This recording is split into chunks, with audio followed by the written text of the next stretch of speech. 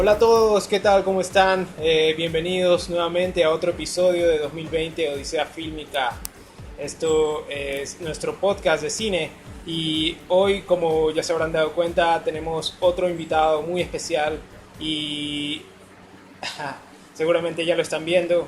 No sé, Sebastián, si les saludas a todo el público que nos ve. Hola público que nos ve. Buenísimo. Como ya se dieron cuenta, es el cineasta Sebastián Lelio, ganador del Oscar, director de 7 largometrajes, entre ellos Una mujer fantástica, Disobedience, Gloria, La Sagrada Familia, entre otros. Y hoy nos acompaña, te agradecemos muchísimo que nos acompañes el día de hoy, que puedas estar acá con nosotros y que de todas formas compartas con toda la gente que nos va a ver. Nosotros tenemos la costumbre de que siempre al inicio empezamos con una o dos noticias sobre lo que está pasando y enseguida pasamos ya a hablar sobre lo que nos compete hoy día, que en este caso obviamente es nuestro invitado. Así que Joiner, porfa. Sea de día o sea de noche, saludos, bienvenidas y bienvenidos. Vamos con la sección de noticias de 2020. Les cuento que ya varios países europeos empiezan a levantar las restricciones por el coronavirus. La Red Europea de Comités de Cine ha establecido un protocolo sanitario para volver a las filmaciones. Hay algo interesante, un grupo de compañías de producción búlgaras ha creado un documento donde se enlista lo que ellos titulan como los 10 mandamientos de la filmación segura. Así como lo escuchan, tiro, no sé, algo típico bíblico, algo así. Pero estas serían como que medidas básicas para la seguridad que seguirían los países europeos, aunque se prevé obviamente que individualmente cada nación tenga sus propios protocolos. Entre ellos son las normas que conocemos normalmente. Se le va a hacer, o los actores y actrices y profesiones afines deben comprobar su estado de salud, deben tener un test o una prueba. Eh, el equipo de protección habitual, ¿no? Mascarillas, respiradores y guantes, llevar desinfectantes de bolsillo, etcétera, etcétera, etcétera. Producciones en Nueva Zelanda se reactivan también, como Avatar y la serie del Señor de los Anillos. En República Checa se reactiva Carnival Row y Falcon y The Winter Soldier. Y otros países ya están en ejercicios para ver cómo inician las producciones que habían quedado paralizadas, en países como Suiza, Dinamarca, Francia y el United Kingdom. Otra noticia es que la Academia de Televisión ha recordado a las producciones y filmes, y especialmente la Academia pues, de Cinematográfica, que las producciones que son nominadas o que son adjudicadas nominaciones para los premios Oscar no estarán habilitadas para ser parte de los Emmy desde el 2021. Esto ya lo habían hecho anteriormente, pero bueno, lo vuelven a decir porque obviamente hace poco los Oscars dijeron, bueno, cambiaron un poquito sus reglas por la cuestión del coronavirus. Los Emmy se celebrarían en septiembre, aunque aún es medio ambiguo esto de no dejar, porque igual con el timing a lo mejor algunas producciones puedan, especialmente documentales, que se habla mucho de los documentales, puedan igual salir nominados para los Emmy, luego ganarlos y luego si el documental es tan bueno, a lo mejor llega hasta a ser nominado para los Oscars, pero bueno, ese ya sería otro tema. Y finalmente, bueno, Nolan sigue al rescate del cine prácticamente porque es el director que mantiene su deseo de que su película Tenet sea la que inicie esta vuelta a los cines del público con su estreno aún programado para el 17 de julio. La prioridad de Nolan es esto, la experiencia del cine y especialmente por su colaboración también con IMAX, porque sus obras sean vistas en las mejores condiciones posibles. Regreso con ustedes por cualquier cosa, muchachos. Así es, y como ya mencionamos, hoy estamos con Sebastián Lelio. Sebastián, ¿cómo te has encontrado en toda esta situación? Sabemos que estás en Chile en estos momentos. ¿Cómo se ha vivido desde allá? Bueno, gracias por la invitación, primero que nada. Eh, Siempre es bueno conversar, sobre todo en estos tiempos tan especiales, extraños, como los que estamos pasando. Acá yo en general viajo bastante y coincidió que todo esto empezó justo cuando estaba en Chile, por suerte. Así que he estado desde mi casa en Santiago,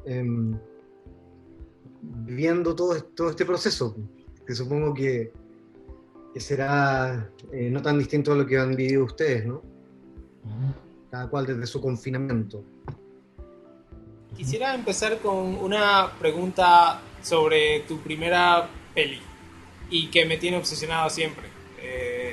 La verdad es que el saber que La Sagrada Familia se filmó en 3 días es como una hazaña para mí increíble. En la universidad, nuestros Son cortos nos daban la opción de filmarlo en 4 días, 10 minutos. Imagínate Entonces, un largo. no sé si puedes hablar un poquito de cómo fue el proceso logístico, físico de filmar una peli de 100 minutos en 3 días.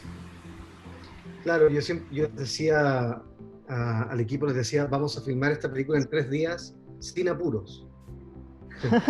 porque en realidad, claro, en ese tiempo yo estaba haciendo mucho, andaba con una cámara y grabé mucho, durante 2 años grabé mucho y edité mucho, entonces tenía muy suelta esa lógica directa de ir como escribiendo con la cámara y editando al mismo tiempo, justo cuando aparecieron los primeros software de edición casero, digamos, el Final Cut.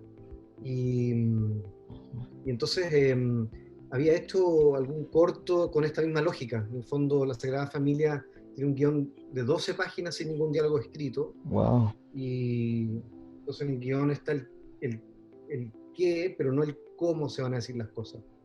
Y entonces nosotros lo que hicimos fue, bueno, yo escribí este guión que ocurre entre Viernes Santo y Domingo de Resurrección, durante un fin de semana de Pascua, digamos, de Semana Santa. Y la idea era justamente grabar con 2 cámaras. Yo hice una de las cámaras, más que seguir a los actores, estar con los actores tanto en los momentos en los que había escena como en todos los intersticios, un poco en la lógica seguramente de esos momentos que no son los oficiales, los que hacen avanzar la trama, los que son más laterales. Podía haber mucho material que terminase siendo misteriosamente parte del corte final, que es como finalmente ocurrió. Hay mucho, por cómo fue filmado, digamos, sin parar, en 3 días, con un guión sin diálogo. Hay mucho en La Sagrada Familia que tiene que ver con los hallazgos que ocurrían durante el rodaje. Entonces también es una forma de entrar en la historia para los actores de manera total. O sea, ellos realmente vivieron lo que pasó con esos personajes cronológicamente y sin descansar. O sea, el domingo, hacia el final, aparte de que nosotros éramos unos zombies, ellos también estaban realmente arrasados por la historia, digamos. Sus cuerpos estaban cansados, tal como los personajes.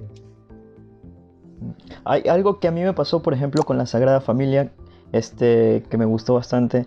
Me parece interesante porque yo la pude ver en la página de la Cineteca Nacional de Chile. Es súper chévere porque quería preguntar,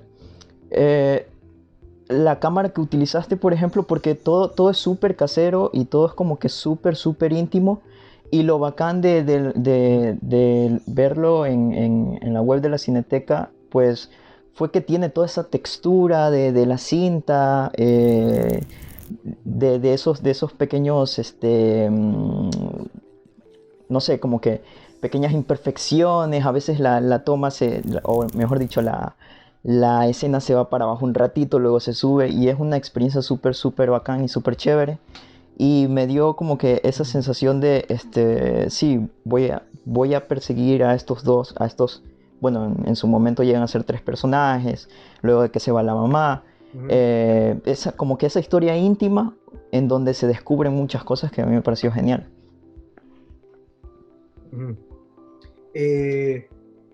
Claro, es que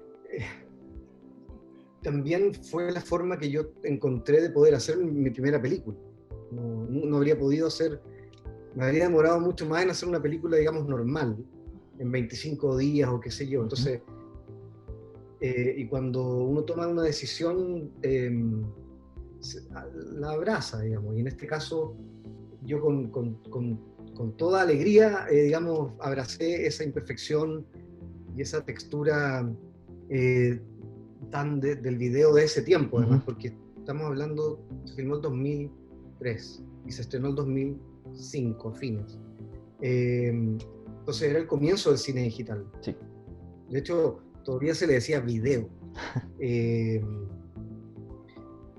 no tenía, como ahora, ya todos los prejuicios al respecto, digamos, se han ido cayendo, digamos, solos. Pero en ese tiempo hacer una película desde el video para terminarla en 35, como fue, era todavía una excentricidad y algo, digamos, sin mucho precedente. Y la estética de la Sagrada Familia, yo siempre me la explicaba a mí mismo como punk. O sea, es como hacer una canción punk, que no se trata tanto del virtuosismo musical, sino de la actitud, ¿no? Es una película deliberadamente desafinada, ¿no?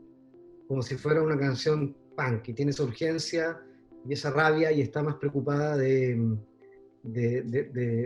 su duende y de su garra, que de que las cosas estén a foco, ¿no? Y esa es la ética que genera esa estética particular de esa película.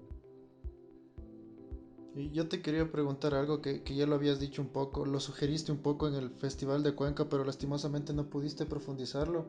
Y tú habías dicho que la experiencia de editar La Sagrada Familia fue un poco intensa. ¿Me podrías decir por qué te fue difícil encontrar? Tú una vez utilizaste una expresión que me gustó, que las películas hay que domarlas. Entonces, ¿podrías decirme por qué se te hizo tan difícil domar La Sagrada Familia? Bueno, porque al grabar con 2 cámaras sin parar durante 3 días, grabamos cerca de 90 horas, en los tiempos del mini DV, donde subir material aún a los discos que existían en ese tiempo eran discos, me acuerdo que los más grandes, no sé, tenían 10 gigas. Entonces, yo tenía altos de cinta que luego traspasaba iba como filtrando material y quedándome con menos cintas con las que lidiar. Entonces, cuando ya quise pedir ayuda, porque se me estaba volviendo loco editando la película solo, una película con tanta improvisación que tenía tantas combinaciones posibles, ya era demasiado tarde, porque ya nadie iba a conocer el material como yo, y ya no se podía hacer nada. Entonces yo seguí adelante y me demoré prácticamente un año en editarlo. Porque claro, todo ese detalle que en general está en el guión, ¿no? El detalle de la minucia que hace que las cosas conecten y fluyan y vibren y digamos que se amalgamen, como este guión no lo tenía, porque tenía solo 12 páginas. Todo ese detalle había que encontrarlo en el proceso de montaje, digamos. Esa sutileza y la página del lápiz, que todo haga clic. Eso fue tarea del montaje. Entonces fue como escribir, fue como que el guión fue, por supuesto, mucha escritura, pero para un tipo de rodaje específico, que era este rodaje en 3 días. Y luego hubo una segunda escritura, digamos, que siempre hacía en todo caso con cualquier película, pero en este caso fue particularmente más escritura que nunca, digamos, que fue el montaje. Sebastián, yo tengo una pregunta. Un poco, ahorita que hablabas de la Sagrada Familia, dijiste que quizás la hiciste de esta forma precisamente porque quizás era la única forma que encontraste para poder hacer una película ya en ese tiempo. Entonces yo te pregunto también, un poco retomando una idea que nosotros hablamos en nuestro primer episodio de este nuevo formato, de cómo iba a cambiar un poco el cine post pandemia COVID-19. Entonces ahí es cuando yo te pregunto, ¿cómo tú piensas que podría cambiar el cine a partir de ahora, luego de que esta pandemia no solo genere en la sociedad una idea de el distanciamiento, más allá de las normativas que puedan poner las entidades responsables, sino que también ya una idea propia de cada persona, de decir no puedo estar en un lugar con tanta gente por miedo quizás a contagiarme de alguna cosa, y también debido a la recesión económica que ha traído consigo esta emergencia sanitaria. ¿Cómo crees que vaya a ser el cine de aquí en adelante? Quizás también haya que tener esa idea que tú tuviste en el momento de grabar La Sagrada Familia y quizás adaptarse un poco para seguir haciendo cine debido a que quizás las grandes producciones ya no se pueden hacer, o cómo prevés tú que pueda funcionar. Bueno, son varias preguntas. O sea, lo primero, yo creo que asumir que el cine siempre está en crisis es muy sano, porque el cine siempre está en crisis, siempre está muriendo, siempre está cambiando. Tenía un profesor en la escuela que dijo una sola cosa que nunca olvidé, que es: el cine es crisis. Es muy cierto. Entonces, lo primero yo diría que no hay que, digamos, rasgar de vestiduras, porque si bien tienen tiempos difíciles, si algo ha quedado claro durante nuestro confinamiento, cuán importante es el lenguaje audiovisual hoy en nuestras vidas, y posiblemente durante esta cuarentena la humanidad haya estado viendo, ¿no? Y no me gusta la palabra consumiendo, pero relacionándose con relatos audiovisuales, películas, series, etcétera, como nunca antes. Entonces, en ese sentido es un momento muy paradójico. Y luego, más allá de cómo se vaya a alterar los protocolos de rodaje y de exhibición, mientras no se encuentre una vacuna, yo creo que, claro, van a haber alteraciones, pero responden a un momento, ¿no? No van a cambiar el cine, creo. Va a ser una etapa. Lo que yo me he podido dar cuenta es que, claro, por supuesto que los rodajes pararon y es el momento estelar ahora del guionista y del montajista, que es la gente que sigue trabajando, digamos. Entonces, es un tiempo donde ha habido también excepcionalmente muchísimo desarrollo de proyectos. Entonces, ahora, una vez que se vuelva, más allá de la dosificación y cuánto demore la maquinaria, por decirlo así, esté nuevamente andando a full,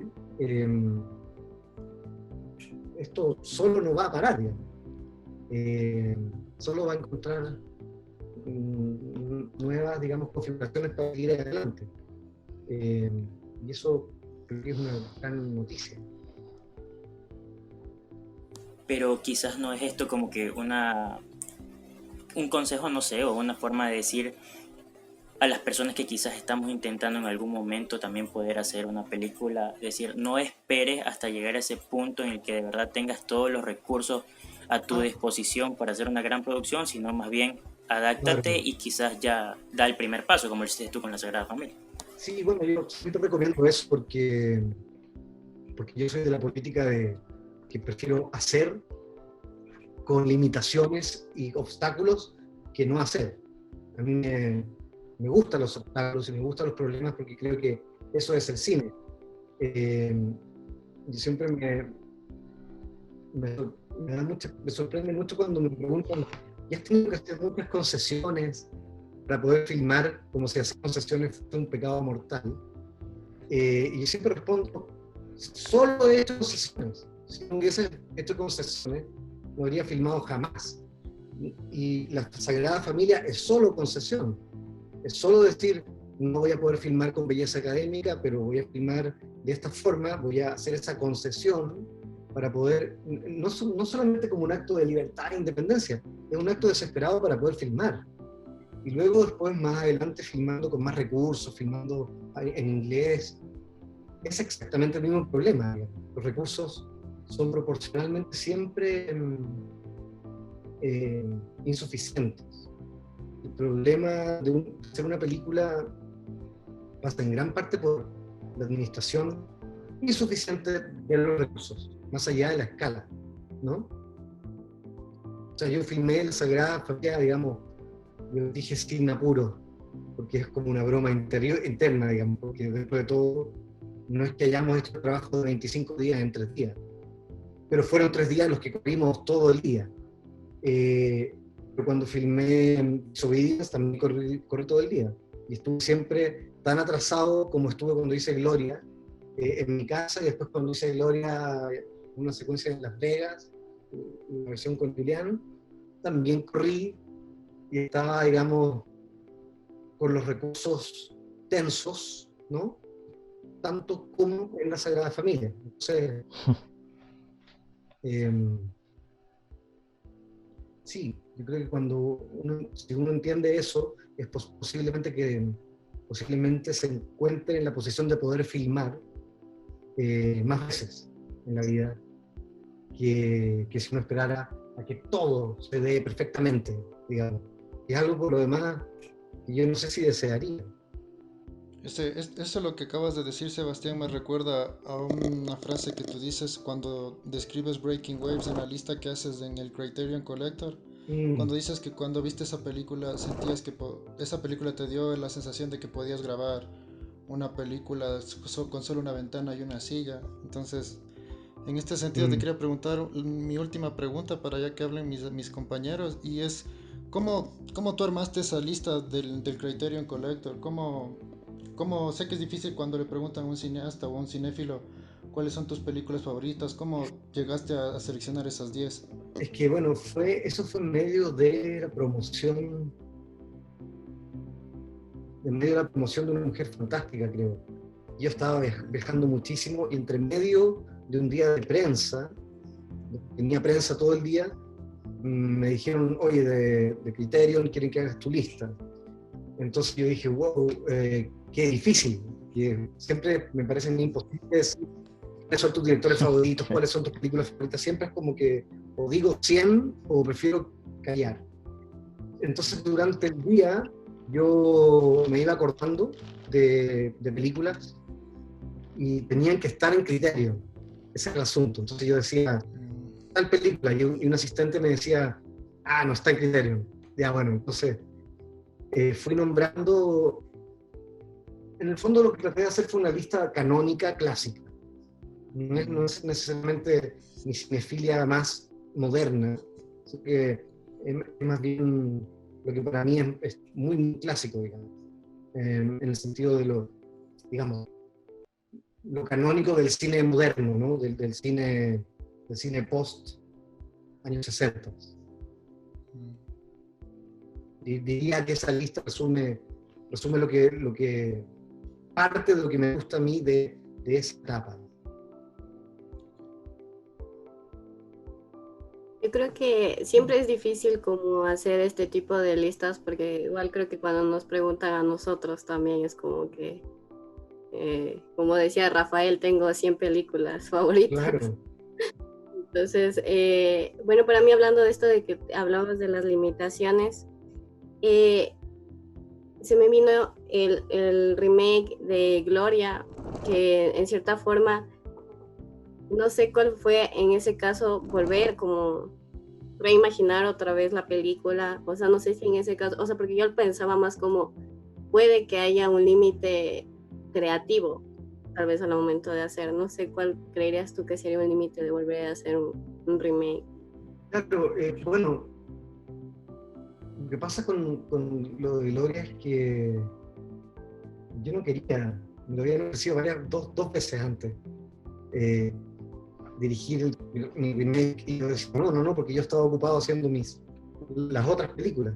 Pero cuando conocí a Julián y Julián estuvo interesada, ella me dijo que solo la haría si la dirigía yo. Y yo le dije de inmediato que solo la dirigiría si la actúa ella. Y fue como, y lo hice por ella, digamos, lo hice porque nos pasó algo en ese momento que fue como, ok. Y luego, por supuesto que me dio un terror inmenso de estropear algo que la gente a la que le gusta Gloria, la primera, le gusta mucho, de una película que generó mucho efecto.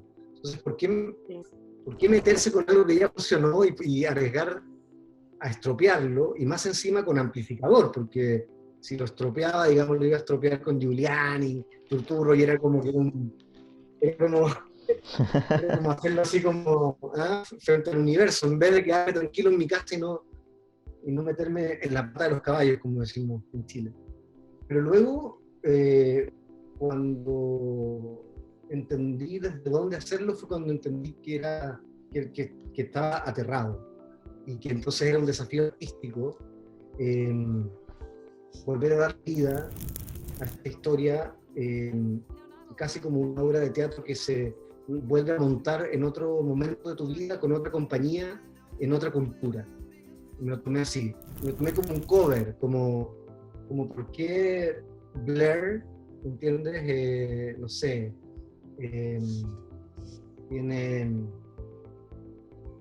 puede hacer una canción y después puede hacer una reversión en un concierto y ser felices y nadie se me cuestiona por qué un cineasta no puede hacer eso. Y entonces esa cosa de hacer lo que no se puede hacer siempre me excita mucho. Por ejemplo, oye, no se puede hacer una película en 3 días, así no se hacen las películas.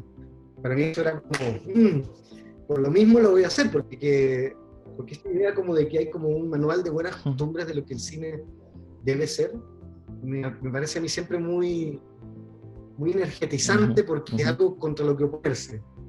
Y luego la verdad es que cuando lo entendimos así, lo tomé, bueno, como un gran desafío estilístico, ¿no? Volver a intentar hacerla vivir. Y luego aprendí de que realmente no puedes volver a hacer una película. Solo puedes hacer una película. Yo no estaba rehaciendo una película, yo estaba haciendo una película. Que ocurre que ya la había filmado en otro momento con otra configuración. Pero cuando estás filmando el día a día, para que las cosas, digamos, hagan clic, ¿no? Y todo en el set, ¡pum! Llega ese momento en que están las cosas sucediendo, no sacas nada con haberlo hecho antes. Es algo que tienes que generar por primera vez. Entonces me pasó un poco eso, como que no es posible bañarse 2 veces en el mismo río, a pesar de que si tú ves una y la otra, claro que puedes haber las 7 diferencias, digamos, pero eso ya es un asunto del espectador, no tanto mío. Hay algo interesante que recogía de lo que habías dicho, Sebastián, este uso de los recursos un poco orientado a la historia.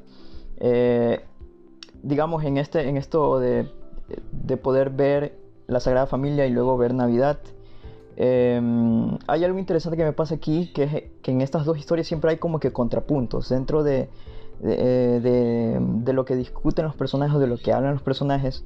Por ejemplo, en la Sagrada Familia está esto de ser creyente o no creyente, y en Navidad está en algún punto hablan sobre si se cree o no en el amor, y se genera un contrapunto, pero no me agrada mucho porque no es en la, digamos, en la intención de que una idea sobrelleve a la otra, sino en la intención de dejarlo sobre la mesa, y conforme pasa la película se va experimentando ese contrapunto. Ese es uno, y otro de los recursos que también vi entre estas 2 películas es esto de los sueños. En la primera me pareció genial porque hablaba de conejos, y luego al final el conejo, y luego en la segunda, en Navidad, hablaba de los caballos, y luego al final el caballo. Es como un pequeño ciclo que rompe con eso, digamos, eso simetría o lo cuadrado, tal vez.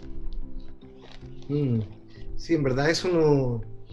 Yo creo que, bueno, la Sagrada Familia y Navidad son películas hermanas, como Gloria y se Una Mujer sienten Fantástica, así. Son películas hermanas también, son como dípticos.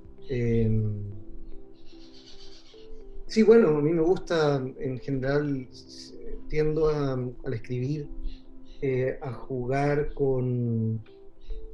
Me gusta que los signos, digamos, exploten de manera inesperada. Y en ese momento estaba, claro, jugando parece que con los animales. Pero claro, tenía que ver con ese momento, supongo. Ahora en la película que estoy escribiendo nueva también hay un animal del que se habla y en un momento aparece, digamos, como que viene como a cumplir una función parecida a la del conejo en la Sagrada Familia. ¿Son como premoniciones o no sé, es la sensación que medio me da? Yo creo que es como complételo usted en casa. Bacán. Claro.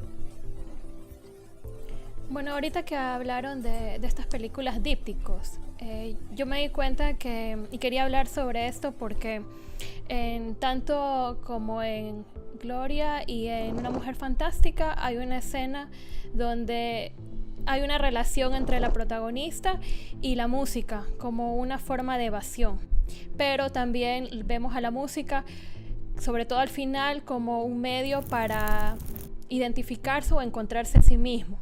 Entonces quería preguntarte sobre esta relación de la música en estas dos películas.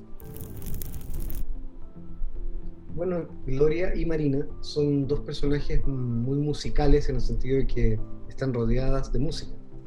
Gloria, no sé si evade, bueno, quizás evade un poco, pero ella ama esa música, como de verdad, o sea, y en eso no hay cinismo en la película, no es que uno se esté riendo del personaje porque escucha una música que uno podría, de la que uno podría dudar. De hecho, ese cancionero es todo el cancionero romántico latinoamericano que yo aprendí porque mi mamá lo escuchó hasta el hartazgo cuando yo era niño. O sea, yo creo que de ahí viene Gloria también, de mi mamá cantando en el auto, demasiado más de lo que un niño puede soportar sin volverse loco. De hecho, en esos años vivíamos en el sur de Chile y manejaba mucho mi mamá entre una ciudad y otra, y entonces yo tenía que soportar la tortura de sus cassettes con medleys de repertorio romántico latinoamericano, lo que para, no sé, yo que tenía 11, 12 años y ya quería escuchar The Cure o Charly García, entonces yo agarraba el cassette y lo tiraba por la ventana del auto a 100 kilómetros por hora, y mi madre, sin decir nada, frenaba, iba a buscar el cassette, lo volvía a poner y seguíamos andando. Entonces era como un duelo. Entonces todo eso que yo odié durante muchos años, después lo fui aprendiendo a querer. Tanto así que mucho de lo afectivo que tiene Gloria en la relación con la música creo que viene de haber sido testigo de mi mamá escuchando, no sé, Mocedades o Armando Manzanero como si se tratase de Pink Floyd, ¿no? Lo que siempre me pareció muy, no sé, recuerdo haber visto también una vez en un semáforo a una mujer en un auto frenado, y ella iba en su cápsula y yo la escuchaba, o sea, la veía simplemente cantar algo que no escuchaba, pero estaba tan abstraída y tan... estaba en otra parte. Entonces me parece que eso también es algo como una imagen, no sé, que de alguna manera también tiene que ver con una experiencia súper contemporánea de lo que es atravesar la ciudad y de este acceso a la cultura que tenemos, en el cual podemos escuchar 1000 veces una canción si es que nos gusta. Hay algo ahí que me pareció como muy magnético. Y claro, yo siempre he dicho que Gloria es un musical encubierto. O sea, es una película en la que cada 4 o 5 minutos entra una canción y los personajes o la cantan o la bailan, digamos. Casi como en un musical. Yo siempre he querido hacer un musical, entonces como no he podido, he hecho musicales encubiertos. Y Marina, en Una Mujer Fantástica, ya es mucho más directo porque ella es estudiante de canto, como lo es Daniela Vega. Y entonces ya tiene que ver con su vocación, etc.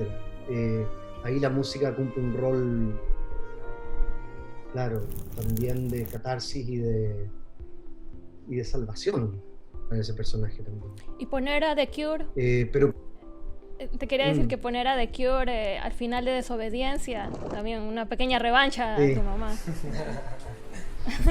Puede ser. Seguir esa pelea. Entre revancha a mi madre y agradecimiento a Inglaterra, porque fue un placer pensar qué poner, ¿no? Porque ellas entran a la casa del padre muerto, está esta radio y la prenden, entonces yo hice que se movieran a un ritmo X, pero no había canción en ese momento, porque yo todavía no había decidido cuál. Y me pasé varios meses hablando con mi editor, que era irlandés, tratando de entender cuál era la canción adecuada, digamos. También porque uno, al venir de otro contexto cultural, a veces no sabe lo que las canciones significan en los países, porque las bandas representan ciertas cosas, entonces uno se puede perder en los códigos culturales. Y finalmente The Cure fue la ganadora, no solo porque es una canción que me encanta, y una banda que siempre me gustó, pero porque también conecta con la historia. Es casi como una carta que Esti la letra, ¿no?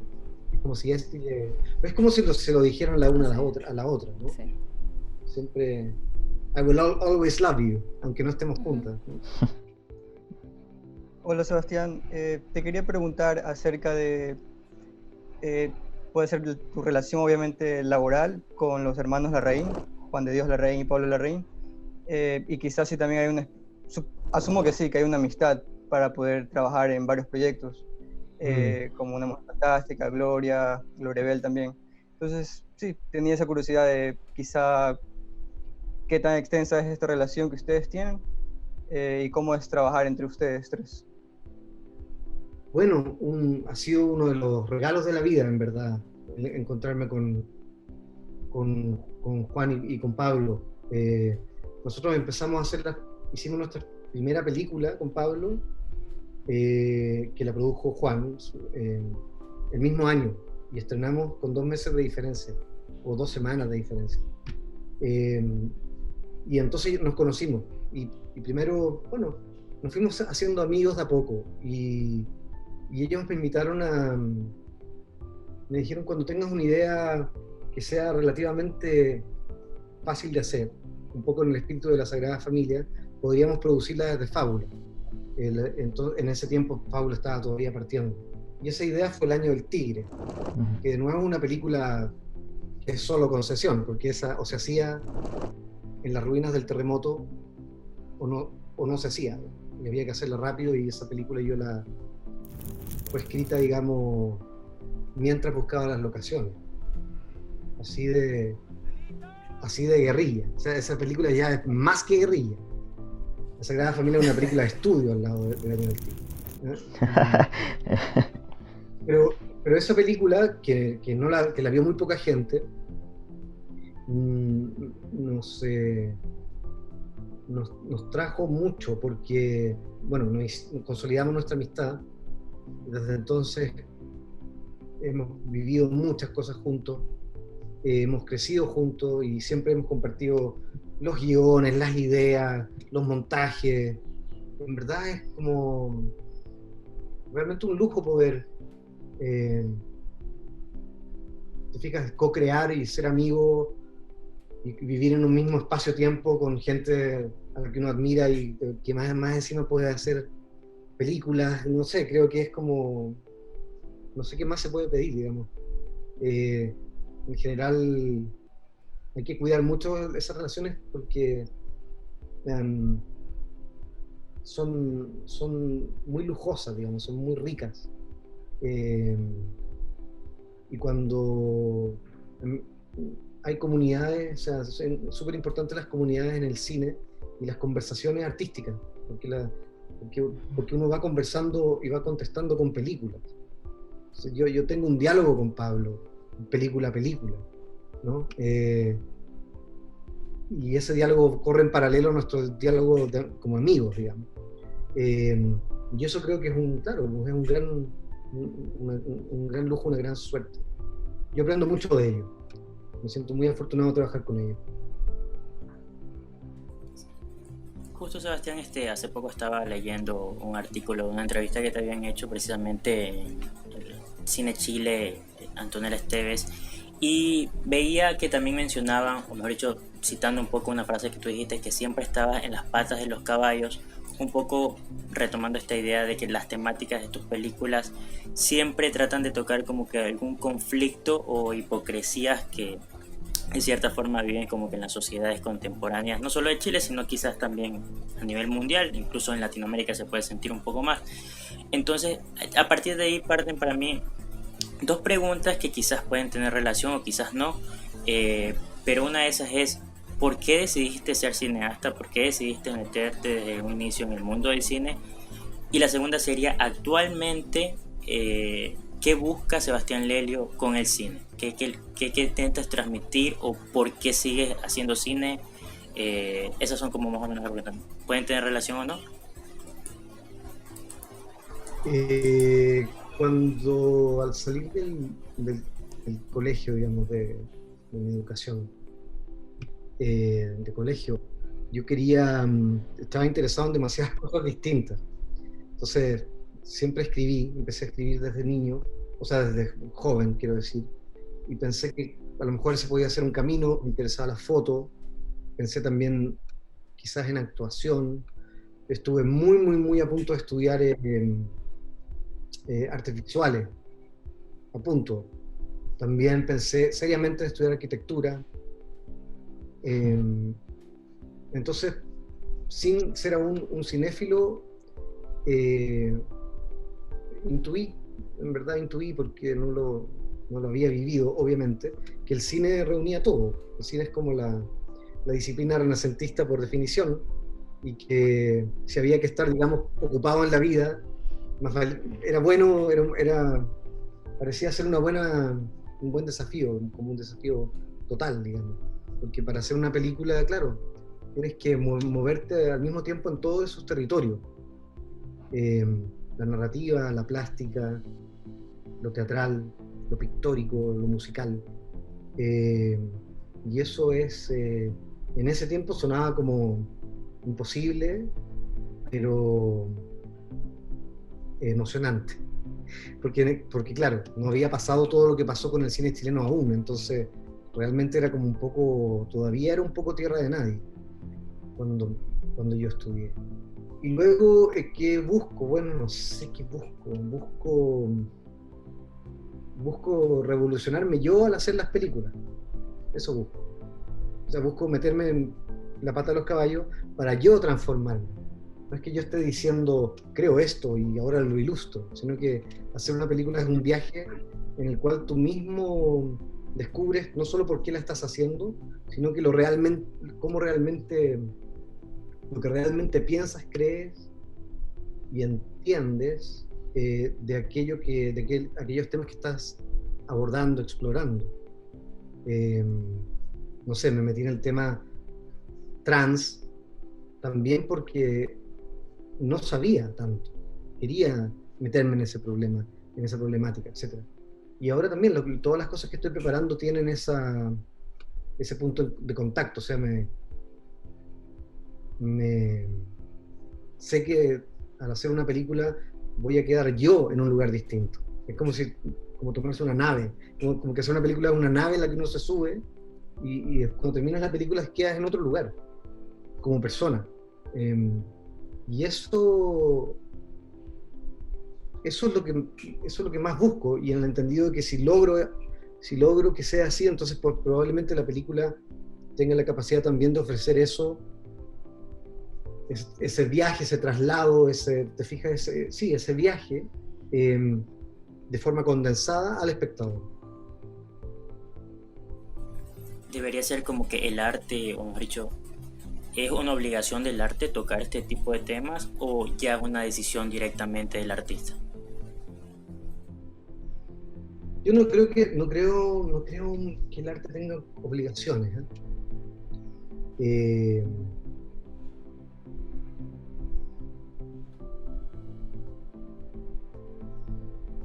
Pero todo arte que tiene fuerza tiene un poder transformador, tiene un componente en sí mismo, un componente de revolución.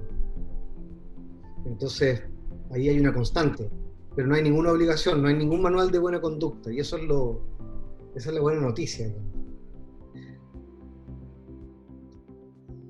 Algo, Sebastián, antes de que se me cruce, no te quería interrumpir, pero hablabas de que, por ejemplo, intentaste estudiar arquitectura en la Sagrada Familia, es como que una familia de arquitectos. En Navidad, bueno, dijiste artes visuales, y en Navidad creo que era como que un artista y al final hacía como que este muñequito de plástico. Eso fue súper interesante. Entonces, solo eso era un comentario. Estaré a la expectativa de tu siguiente peli, a ver qué sorpresas nos traes ahí. De hecho, podríamos saber un poquito de lo que estás escribiendo ahora, lo que puedas Sí, adelantar. sí. No puedo, Sin spoilers. Sin spoilers. no puedo. No puedo, pero estoy trabajando en varios proyectos hace tiempo. He estado desarrollando hace 2 años varios proyectos. Entonces estoy con distintos que están ahí a punto de, unos más listos que otros, viendo cuál va a ser el que se va a hacer primero. Si va a ser en Chile o afuera, todavía no está tan claro cuál va a terminar como ganando la carrera, digamos, de el orden en el que van a ocurrir las cosas. Pero yo estoy pensando prácticamente como diseñando los próximos 8 años más o menos. ¿Todo directamente relacionado con el formato cine o quizás ya indagar otros formatos, alguna serie? No, sí, también estoy en algunas relacionado con algunos proyectos de series. O sea, creo que sería algo más fino, pero bueno, o sea, como que, como decía Brian, siguiendo algo así, para ti, ¿qué significaría hacer cine? Porque, digamos, cuando les preguntan esto a los cineastas, algunos dicen, bueno, tengo una necesidad de contar películas y por eso no hago cada rato películas. O, por ejemplo, cuando le preguntaron a Belatar por qué ella no iba a seguir dirigiendo, él también decía que ya lo ha dicho todo.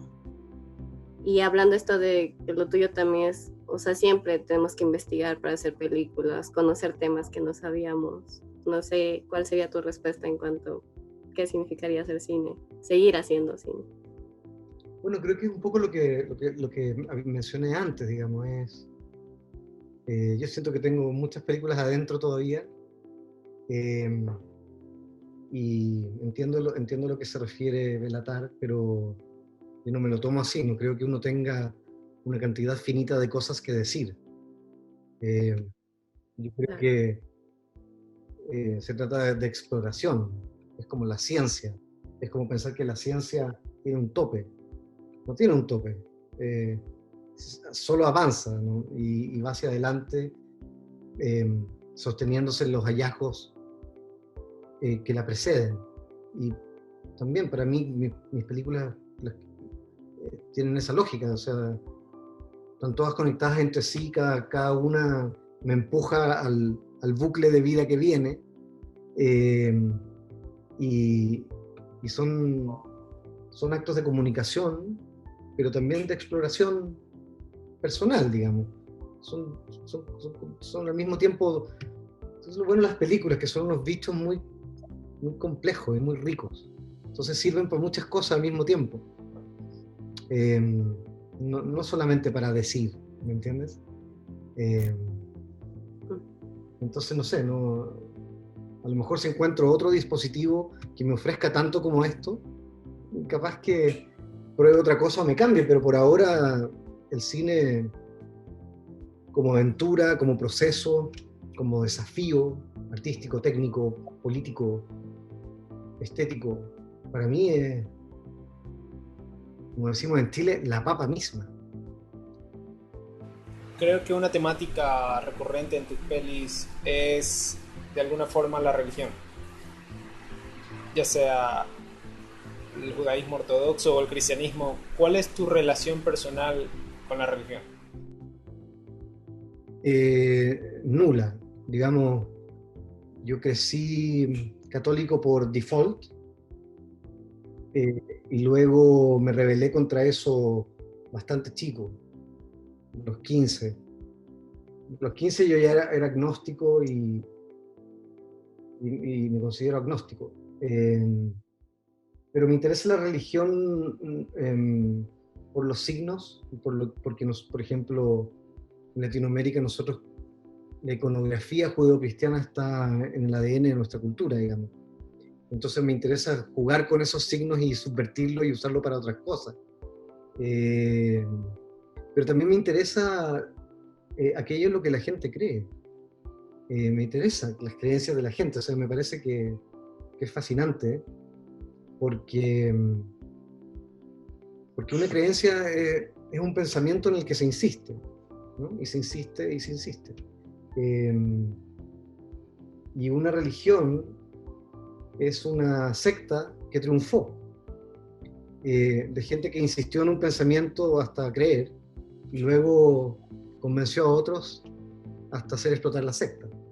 Y luego se instalan como verdades, como si fuesen verdades, y eso me parece fascinante, porque una religión no es sino un sistema de creencias, como cualquier otro. Y por ende se puede observar desde afuera, se puede saber qué es un sistema de creencias, se puede estar al tanto de eso, y se puede voluntariamente someterse a él o habitar en él si así se quiere. Pero cuando ya viste que es un sistema de creencias y no hay nada en ese sistema de creencias que te satisfaga, entonces también puedes liberarte de él. Pero solamente el proceso de liberarte de ese sistema de creencias o de cualquiera comienza primero que nada reconociendo que está allí. Entonces, por ejemplo, en Disobedience, el judaísmo, por supuesto, me interesa por su tradición cultural, por su riqueza, por su misterio, porque es tan antiguo, por la música, en fin, por la estética. Pero también me interesa porque es meramente un sistema de creencias. Es gente que se puso de acuerdo para creer en una cosa. Y en ese caso los personajes, como siempre, una de las grandes fuerzas, digamos, antagónicas de un personaje es su sistema de creencias. De hecho, un personaje para que evolucione, de alguna manera tiene que sacudir su sistema de creencias, ya sea para romperlo o para, luego de la crisis, reforzarlo. Pero todo viaje de todo personaje, en toda historia, digamos, como la entendemos popularmente, también puede ser visto como un viaje al encuentro, al reconocimiento o a la trizadura del sistema de creencias del propio personaje. En ese sentido me interesa la religión. Bueno, Sebastián, lamentablemente tenemos que ir cerrando esto. Nos gustaría quedarnos mucho más, pero nos tenemos que despedir. Te agradecemos mucho por estar acá, por haber acompañadonos hoy. Te queremos lanzar una última pregunta antes de irnos. ¿Todos siguen a cineastas que están en activo, que están haciendo más feliz? Muchos te siguen a ti, muchos estudiantes y cineastas te siguen a ti en tu carrera. ¿Cuáles son los cineastas que tú sigues? ¿Los vivos o los muertos? En activo, los que están en activo. Es que sabes que paso por etapas, porque, de nuevo, hablando del sistema de creencias, yo soy como esa gente que tiene esos altares paganos, donde está desde la Virgen María a Buda, y donde hay no sé, santería venezolana y algo de la India, ¿me entiendes? En mi panteón cinematográfico es súper heterogéneo y es súper pagano. O sea, está desde... Y cada película lo va ampliando, ¿me entiendes? Ahora he vuelto mucho a Lars von Trier, que ha sido un amor de toda mi vida, a pesar de todos sus problemas. Y he vuelto mucho a él, he vuelto mucho a Dancer in the Dark, y estoy en eso. He vuelto mucho en estos días, por las cosas que estoy escribiendo, estoy viendo mucha ciencia ficción. También estoy muy metido en Buster Keaton, ¿entiendes? Pero porque tiene que ver con las cosas que estoy escribiendo. Entonces, también eso es lo que trae, cada película trae su panteón. Y y de paso expande tu altar con figuritas nuevas. Bueno, Sebastián, muchísimas gracias por haber estado hoy con nosotros. Te pedimos que te despidas de todas las personas que te ven. Adiós, personas. Muchas gracias por acompañarnos. Ya saben Gracias, que Sebastián. me encanta hablar sobre películas. Chao, gracias, Sebastián. Este 2020 Odisea Fílmica. Chao. Cuídense. Mucha suerte. Igual, Chao, chao. chao.